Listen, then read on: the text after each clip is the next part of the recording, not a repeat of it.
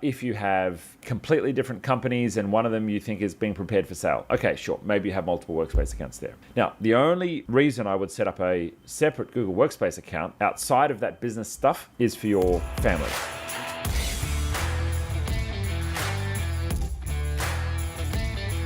I have an LLC, a non-profit with my daughter, and have a personal Gmail, Outlook, iCloud email, a family office plan, and a paid Workspace account intended for the not-profit and my LLC.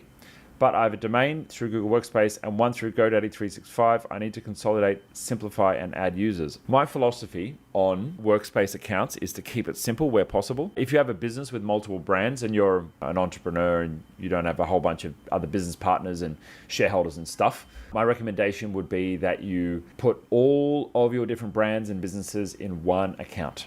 So they're all in one place, and then you forward all those domains into a single account and you have a single inbox to manage. That's my strong recommendation. If you have different business partners, yep, sure, maybe you'll split it out. If you have completely different companies and one of them you think is being prepared for sale, okay, sure, maybe you have multiple Workspace accounts there. Now, the only reason I would set up a separate Google Workspace account outside of that business stuff is for your family. So I have my personal domain name, moriarty.co, registered on a Workspace account, and that's effectively my personal Workspace account. I've got a few videos on the channel. If you search personal Workspace account, you'll find them, where I go through what my recommendation is on a personal account, what the drawbacks are, because there are drawbacks. There's a whole bunch of stuff with Google Play that doesn't work. The Google Assistant doesn't work as well, but nowadays with Gemini, that's changing. And the Google Workspace account used for personal use is a good strategy if you want to put a lot of data in and you want that to be secured and able to be retrieved via your DNS.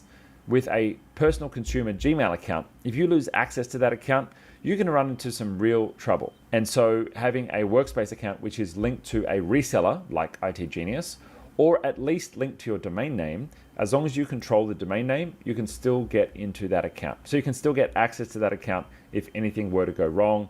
Hackers, or you forget the password, or malicious effects from, I don't know, an angry spouse, it happens, then you will be able to get back into the account using the DNS. For me, I like the safety of that, considering everything is in my Google account.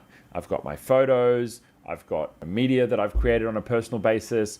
All of that stuff lives within my Workspace account, and I trust that much more than a personal Gmail account. I do have a Gmail account, and I use it for buying stuff on Google Play and whatnot if I want to share that, but for the most part, I use that Google Workspace account for everything. If you need more help with what we've covered in this video, itGenius provides support services to businesses all over the world with problems just like this. Click the link below to get started.